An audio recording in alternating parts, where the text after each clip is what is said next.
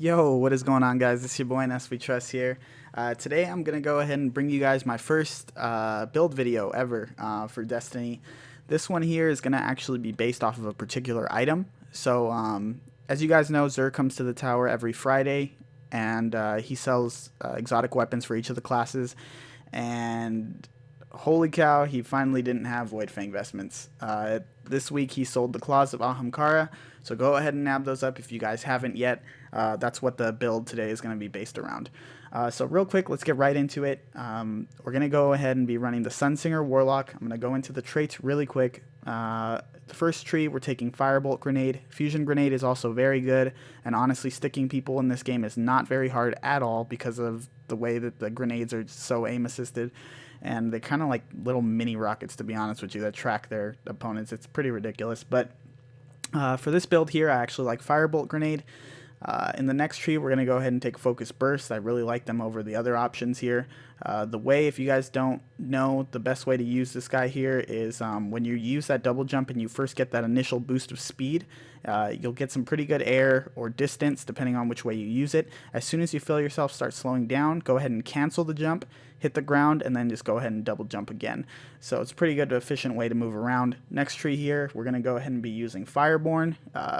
This build is really up close and personal. If you do lose a gunfight, say on a flag while you're defending a flag or something, bringing yourself back to life can actually be pretty key with the build. So I'll go ahead and talk more about that in a little bit. We're taking Scorch, obviously. That's mandatory. We're taking Flame Shield. These other two ones here, not worth it at all. Next one here, we're taking Arcane Spirit, training focus on battle recovery and toughness.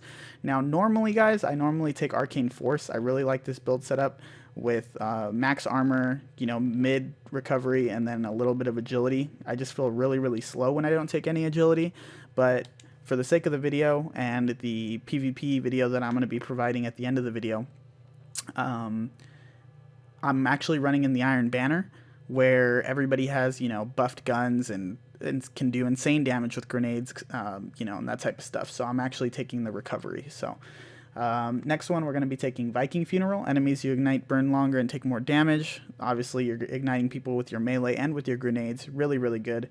Last one here, Toughness at all costs. Already went into that. Toughness, very, very important to reduce damage. And then last one here, I'm taking Touch of Flame. Yeah. So anyways, that's the those are the traits there. To go into the gear a little bit, guys, right here I have 50 points in my intellect. Not a lot at all, but that is not important because we are running the Sunsinger, and the most important traits to have as many points as possible in as a Sunsinger are Discipline and Strength. Intellect is not very important, complete opposite of Voidwalker, where you want to get your super up as much as possible. These are the most important stats here. So yeah, so not so many points in intellect. I have 254 points in my discipline. Really, really good. This just means more nades. I'm getting my nades. The Sunsinger nade that we're using, the Firebolt Grenade, is really, really, really good. And obviously, we have a lot of stuff that increases our damage when people are ignited. Grenades ignite enemies, and having more discipline lets you use more grenades. So, you can kind of get an idea of where that's coming from. And then the next trait we have is Strength. Strength is also very important, and obviously, arguably, the most important trait or stat. Unfortunately, I don't have it as high as my Discipline. I'm still gonna mess around with the build a little bit more. Maybe there's some more efficient gear that I can get, but for the most part, 65% does work, especially since I'm gonna be carrying 2 charges of it at all times because of the claws of Ahamkara. Keep in mind that my stats are not actually as maxed as they should be, simply because my gear is not maxed. As you can see, most of my other stuff that I have here is maxed out. All my chests are maxed out, all my boots, but I just picked these up to for this build with the claws. So not everything here will be slightly higher. This will be a little bit closer to like 21%. This one will be about 96, and this one should be closer to 70 after I get all this stuff maxed out here. So yeah, so anyways, this is the build that I'm running. I can go ahead and put the link, the name of all the gear and how to get them in the description. I'll go ahead and do that for you guys. In the video today, I'm using the Suros regime. Now, like I said, I'm running Iron Banner, so having maxed out weapons does in fact make a difference. For this gameplay in particular, I'm running fire-based Delphi, which I would honestly recommend a hand cannon like the Last Word or Thorn, or something like the Vex Mythoclast, because there's not a lot of long range of sights. There's more mid-range gunfights, short-range gunfights where the Mythoclast can really do some work. However, for the sake of the video, I'm using the Suros regime, so that's what I'm going to go ahead and put up here. Suros can be good on fire-based Delphi when you're aiming down hallways, especially those two hallways to the left and right of the B flag. So you do have some kind of mid-range, long-range gunfights where the Suros does flourish, but sometimes that is risky, especially since people spam, and I mean spam, grenades in those hallways to kind of try and clear out B. So it can be pretty dangerous sometimes. That's why I would, in an optimal setting, I would probably recommend Last Word, Thorn, or the Vex Mythoclast. Moving on, I'm using a shotgun secondary. That is for, this build is really up close in your face. We do have the Suros to kind of back us up in those mid long range gunfights. However, we're really in your face, get on the flag, defend it with nades and your double melees, and you'll actually see some evidence of that in the gameplay that I'm providing. The one I'm using in this video is the Crash. And this one here is actually pretty decent, has Grenadier on it. I'm using the Field Choke to give it more range and impact, using Hammer Forged to improved range and accuracy, and then it has Crowd Control on it. It doesn't even have Shot Package on it, which is, the optimal perk that you want for shotguns. However, this thing is still a beast. You do not have to have this shotgun necessarily. You can definitely get away with using something like the Found Verdict or anything along those lines. Excuse me. So yeah, this is the one that I'm using during the video. Obviously, you can see it's not even maxed out, and I am playing Iron Banner, and it still does work. So yeah, pretty good. And then the last option here, honestly, guys, the heavy isn't too important. Use what you prefer. If you like rocket launchers, use rocket launchers. If you prefer heavy machine gun, go ahead and use the heavy machine gun. But anyways, guys, that's it for the build. Like I said, I'll go ahead and put the name of the gear that I'm using in the description, so you guys can see that. And then yeah, so I'll be right back in a second, and I'm gonna go ahead and show a PvP Iron Banner match for you guys using the build and showing the strengths and weaknesses.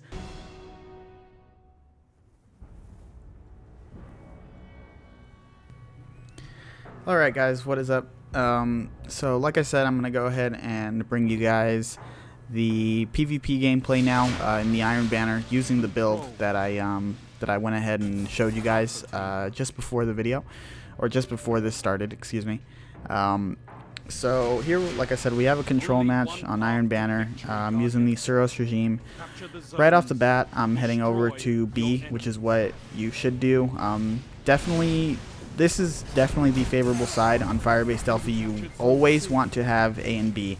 If you get locked out and in that C spawn outside of the base, you are screwed. So right here, I went ahead and made sure we secured B. Checked behind me, and there's a guy flanking. This is actually sometimes can actually work. Right there, you guys see the Scorch taking effect. Just jumping in with a shotgun and meleeing him. Free win for the gunfight. So like I said, sometimes that strategy that guy just used there could work, especially if there's like this huge clusterfuck in B. And people are just dying left and right. If one of their guys does get across there and does manage to neutralize that flag, he could easily flip the spawns right off the bat, just like that. And that's why it's important that you be careful and be wary of that. So he took the risk, but luckily I was there and I saw him. Because when there is that clusterfuck, people tend to die, and then you can immediately, even though we got the A spawn, we could immediately start spawning out at C. So right here, it's another guy going same thing, going for that A flag.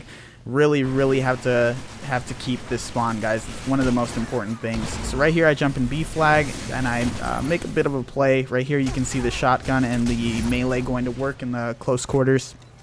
This is where this build flourishes. Very strong.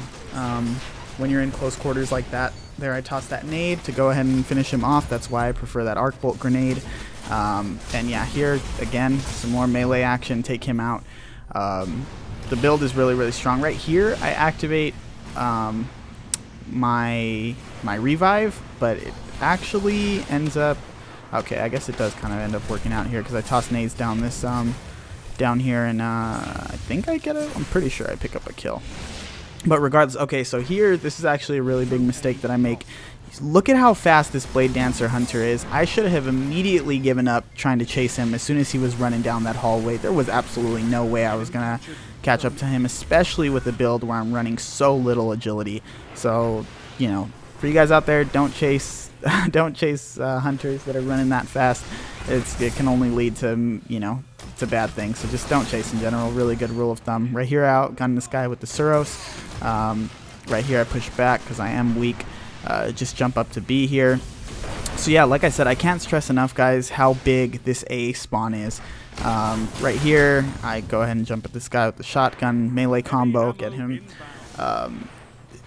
You can lose the game easily if you get overpowered at that A flag, and because if you get a shorter spawn up to B, you don't have to jump through the window. Yeah, it's just all around better. Right there, I tried to make a play. As you can see, I was rotating towards A to try and pick that up. However, I saw heavy ammo was coming up, so I tried to make a play by getting it, and it didn't really work out for me there. I whiffed my grenade and just got slide shotgun by the Titan. So right here, I'm in B, just trying to help my teammates out by picking this up. I had to back off a little bit because I am weak. Start pushing forward a little bit. Once again, just nades flying in. Delphi, there are a lot of nades, just trust me, through these hallways and up in that B flag. You know, it's a really good way. Right here, I get zoned off with the lightning grenade from the Titan. Actually, a really well placed nade by him. Go ahead and go wide on this guy here. And like I said, we just really have to prioritize A and B. There's a Blade Dancer. I try to get shots in him before he gets to the flag. Right there, it's really good at you really have to know, guys, when to back down from gunfights in this game. I can't tell you how many times right there I tried to melee the once again the Blade Dancer with all that agility, and it's just not going to happen. We can't react fast enough with the melee, and then I end up getting killed for it. So yeah, you guys really just have to work on. I can't tell you enough how many times people just try to gunfight when there's, you know, 2 or 3 people in front of them down a hallway like that, and they just die. And it's just you just got to know when to back off. Right there, I'm challenging a guy at B. Unfortunately, we get Nova bombed by one of their warlocks, but luckily I have a teammate that picks him up. So here, this is looking pretty bad for us. Like I said, we're getting this. I have a teammate capping C. We're getting dominated. This is just overall looking really bad. Right here, I jump up wide because I hear the guy charging his fusion rifle in the corner. Luckily, I have a teammate there who has my back. So here in this situation, what I need to be doing is rotating with my team. We need to be trying to get this hard push towards A. Right there, no idea what that Titan's doing. Right here, we're in the hallway. I believe I push around. It looks like I'm pushing around now. So I'm right here in their spawn. Pick off one guy here. Pick off the second guy. Teammate picks up a third. Really big kills right here. Get the last guy. There it is. Now I have my teammate going towards A. Awesome. So I go ahead and go towards B. Since I know at this time they're going to be spawning out at C at our old flag. So my teammate has A. I go ahead and help out at B, which was the right decision here because, I mean, they're obviously pushing it. Right here, it's completely worth it to, although I died on the flag, and I think I only get 1 kill. Yeah, I get a post-mortem kill, and I keep the other guy off of it because he's weak from the nade. That was a complete, even though it was only a 1-for-1, I made sure we secured B, got some damage on one of the guys, and traded with the other. So that was completely worth for me. However, you see, they got A back. We're spawning back out at C. Heavy's about to be up, so always pick up heavy, guys. Really bad mistake that I see a lot of people make in the Crucible. People do not understand the importance of heavy weapons. Yes, I die with the heavy right there, but I pick up a double kill before I die, and both of the people who I killed had heavy ammo. So when you're taking a 2-for-1 trade like that, always worth it 100% of the time. So yeah, like I said, people don't understand that heavy ammo will literally win or lose you the game. 100%. When you have 1 guy, 2 guys going for heavy on your team, the other team has 4 people, 5 people going for it, automatically have control of whatever flag they want to go to because they have that heavy advantage. You know, you shoot 1 rocket launcher and it's just ridiculous. I turn around from that guy because I know he's going to die to the burn. Right here, there's all clusterfuck of enemies there. I throw 1 nade, pick up the double kill for the triple. Right here, I know the guy's behind me, so I jump back, try to do like the little ninja. He's stuck in the corner, just gets collapsed on by the team. Right here, just providing cover fire for the team and trying to hold down this B while we secure it. Teammate dies right out there. Now, it looks like I'm going to start making a push towards A. I pick up some heavy ammo. I believe right here, though, I trade it with somebody who's using an auto rifle, but I actually misplay, and I'll go ahead and point out where I misplayed here in a second. So here he throws a nade, right? I end up trading with the guy, which shouldn't happen when he has a normal assault rifle and I have heavy ammo. That should never happen, but I misplayed because I stayed on the flag. I was really greedy to neutralize it when what I should have done was jump forward or even just move forward away from the nades and then push him offensively with the heavy ammo. So I just misplayed there, and it ends up costing me. Rush straight to B, end up getting Titan smashed by that guy. So here it is, going right back with my jump. Should be wrapping around here in just a second. Back to B.